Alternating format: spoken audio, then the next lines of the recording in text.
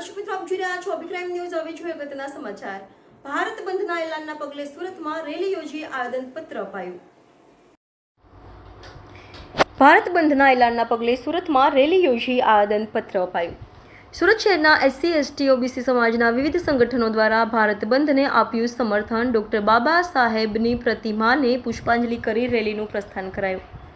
Ring road Baba Saheb प्रतिमा थी collector सुधी रेली योजाई। मोटी संख्या में महिला सहित आंबेडकरी समाजना लोको रह्या उपस्थित।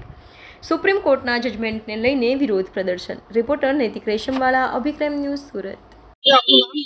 एडवोकेट परीक्षित भाई राठौड़, हूँ बहुजन समाज पार्टी नो पूर्व प्रदेश महासचिव छूं अने आजे अमारा एससी एसटी समाजना अलग अलग जाति संगठनों द्वारा अमे संयुक्त रीते माननीय महामहिम राष्ट्रपति ने उद्देशीने माननीय कलेक्टर श्री द्वारा आवेदन पत्र जई रह्या छीए। आ आवेदन पत्र में अमारो विरोध ए छे के नामदार सुप्रीम कोर्टे जे जजमेंट आप्युं छे ए जजमेंटना बे मुद्दाओ के एससी एसटी नी अनामतना क्रिमिनल दाखल करवुं अने एससी एसटी अनामतनी जातिओ छे एनुं वर्गीकरण करवुं अने एनी सत्ता राज्यने आपवामां आवी छे। तो अमारा मत प्रमाणे आ एससी एसटी नी जे अलग अलग जातिओ छे एनी अंदर विभाजन थशे, टकराव थशे, विखवाद थशे अने जातिओनो संघर्ष थशे।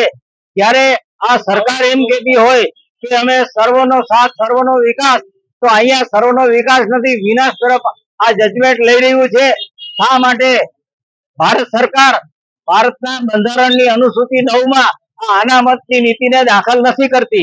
जो बाबा साहेबनी एक संकल्पना हती के आ अनुसूचित जाति जनजाति અને અન્ય પછાત વર્ગની જે અનામતની જોગવાઈઓ છે એ ભારતના બંધારણની 9મી અનુસૂચિમાં મૂકવામાં આવે તો એ 9મી સૂચિ એક એવી સૂચિ છે કે એમાં નામદાર હાઈકોર્ટ કે સુપ્રીમ કોર્ટ કોઈ જજમેન્ટ કે કોઈ ટીકા ટિપ્પણ કરી શકતો નથી। આજે દુઃખદ એ બાબત છે કે બંધારણની 9મી સૂચિમાં બાબા સાહેબ ગયા પછી પણ આ જે વર્તમાન સરકારો ભારત સરકારની ગઈ એને 9મી સૂચિમાં દાખલ નથી કરી। તો એક વિઘટન પેદા થઈ રહ્યું છે, એક આક્રોશ પેદા થઈ રહ્યો છે અને સમગ્ર દેશમાં અને ગુજરાતના તમામ જિલ્લે જિલ્લે એક આક્રોશ રેલી રહી છે।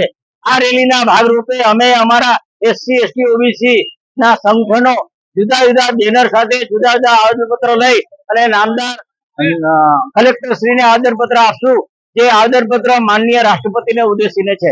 જય ભીમ।